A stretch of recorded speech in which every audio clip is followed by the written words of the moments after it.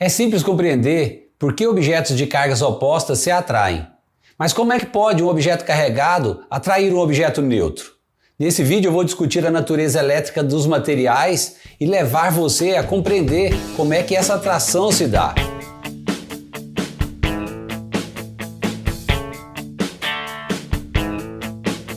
Olá pessoal, bem-vindo ao Verve Científica. Eu sou Eudes Filete. Antes de seguir, já deixa um like nesse vídeo e se inscreva no canal. Uma carga elétrica, além de existir no objeto, ela pode também se mover através dele. E de forma geral, os materiais diferem muito nas suas habilidades para permitir que a carga elétrica se mova ou seja conduzida através deles. Materiais como um prego de ferro, por exemplo, ou qualquer outro metal, são bons condutores de eletricidade. Por outro lado, materiais como a madeira e a borracha são isolantes de eletricidade, ou seja, são muito maus condutores. Quase todos os materiais naturais se enquadram em uma ou outra dessas duas categorias distintas. Mas alguns materiais como o silício e o germânio são de uma categoria intermediária, conhecida como semicondutores. Materiais semicondutores têm importância vital na tecnologia moderna e serão discutidos mais adiante. Nesse vídeo eu vou me restringir apenas aos condutores e aos isolantes. A condutividade elétrica de um material metálico pode ser muitas ordens de grandeza superior à condutividade elétrica de um material isolante. Isso fica evidente quando constatamos que num cabo de eletrodoméstico comum, os elétrons podem fluir ao longo de vários metros de fio, em vez de fluir diretamente para o outro fio adjacente através de uma fina camada isolante de vinil ou de borracha. A diferença entre condutores elétricos e isolantes está relacionada à estrutura atômica do material. Como os elétrons orbitam em torno do núcleo, aqueles elétrons mais externos experimentam uma força de atração mais fraca em direção ao núcleo do que aqueles mais internos. Portanto, os elétrons mais externos podem ser desalojados mais facilmente do que os elétrons internos. Em um bom condutor, alguns elétrons de valência se desprendem de fato de seu átomo e vagam quase que livremente por toda a extensão do material, sem pertencer a nenhum átomo particular. Então, quando uma barra condutora é colocada entre dois materiais carregados com cargas opostas, os elétrons livres são capazes de se mover facilmente em direção ao polo positivo. Já para um material isolante, a situação é diferente, pois há muito poucos elétrons livres para se moverem pelo material. Praticamente cada elétron permanece ligado ao seu átomo de origem. E sem os elétrons livres, há muito pouco fluxo de carga quando o material é colocado entre dois corpos de cargas opostas, de forma que nenhum fluxo de carga é observado. Quando os elétrons são removidos ou adicionados a um material, nós dizemos que esse material ficou eletrizado ou carregado. Esse processo de carregamento do material é chamado de eletrização. Uma maneira de se carregar um objeto é por meio de contato ou atrito, como ocorre com os isolantes quando esfregamos um bastão de vidro com um pedaço de seda. Aqui, tanto o vidro quanto a seda vão se eletrizar com carga igual, mas de sinais opostos, como manda o princípio da conservação da carga. Nesse processo, a carga que foi transferida para o vidro não se move, elas ficam praticamente estáticas nas posições onde os elétrons foram adicionados. Isso é muito diferente do que ocorre com os materiais condutores. Os condutores geralmente não podem ser carregados por atrito.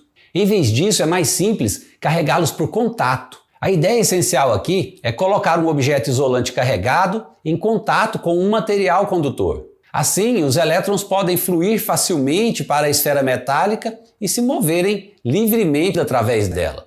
Nesse processo, as forças repulsivas que existem entre as cargas negativas fazem com que os elétrons da esfera se distribuam de forma a se manterem o mais afastados possível uns dos outros. Para todos os efeitos práticos, um condutor responde praticamente instantaneamente à adição ou à remoção de carga. Depois desse breve intervalo de tempo, as cargas vão atingir o equilíbrio, o repouso, e nesse ponto não haverá mais nenhuma força resultante em nenhuma das cargas. Quando isso ocorre, dizemos que o sistema alcançou o equilíbrio eletrostático. O equilíbrio eletrostático tem uma consequência importante. Num condutor isolado, qualquer excesso de carga fica localizado na superfície do condutor. O corpo humano consiste principalmente de água salgada. A água pura não é um bom condutor de eletricidade, mas a água salgada, com seus íons de sódio e cloreto, essa é. Em consequência disso, os humanos são razoavelmente bons condutores.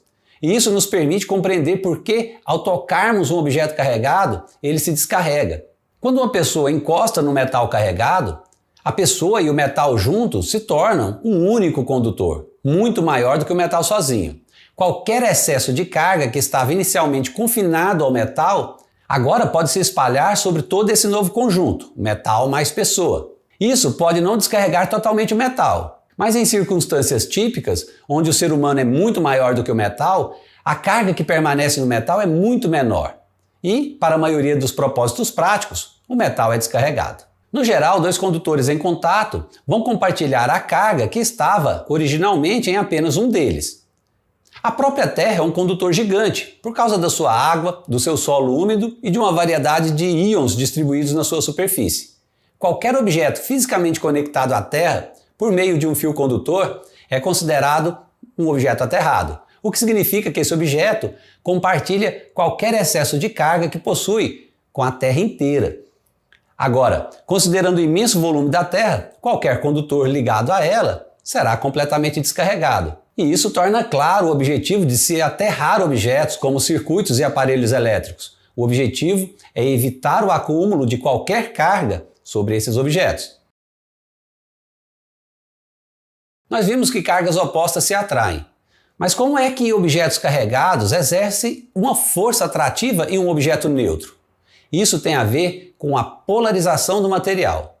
Mesmo em um material isolante, as cargas elétricas podem se deslocar um pouco, se redistribuindo, quando houver alguma carga nas suas proximidades. Esse efeito é a polarização das cargas. Assim, um objeto plástico com carga negativa causa uma ligeira polarização das cargas dentro das moléculas de um isolante neutro. Com isso, as cargas positivas que são atraídas para uma região do material e que estão mais próximas do objeto carregado vão sentir uma atração mais forte. E essa atração é maior do que a repulsão sentida pelas cargas negativas, que estão mais distantes. E isso explica o surgimento de uma força atrativa resultante. Essa força resultante em direção ao objeto carregado é a chamada força de polarização, que se manifesta simplesmente porque as cargas do material neutro foram separadas. É o processo de polarização das cargas de um material que explica o carregamento por meio de indução. Na indução, aproximamos um objeto carregado de uma superfície condutora. Isso fará com que os elétrons se movam na superfície do material, mesmo que não haja contato físico. Vejamos como isso pode acontecer. Imagine duas esferas metálicas, inicialmente isoladas. Então, fazemos com que elas se toquem, formando um único condutor descarregado. Quando um objeto de carga negativa se aproxima de uma das esferas, os elétrons no metal, que são livres para se mover, vão ser repelidos tanto quanto possível. Depois de alguns instantes, haverá uma redistribuição de carga. Você vai ver que as cargas positivas se aproximaram da barra, enquanto que as cargas negativas se afastaram dela. Então, nesse ponto, se as esferas forem separadas, enquanto a barra ainda estiver presente, cada uma delas ficará com a carga igual e oposta. E assim se dá o carregamento por indução. Note que o objeto carregado em nenhum momento precisou tocar as duas esferas e manteve a mesma carga que tinha inicialmente. Bem, nesse vídeo eu expliquei a condutividade elétrica em materiais condutores isolantes e também expliquei o processo de polarização. E no próximo vídeo nós vamos falar sobre as forças elétricas. Esse fica por aqui. E se você não fez, faça agora. Se inscreva no canal. Tenha Verve Científica. Um abraço e até a próxima.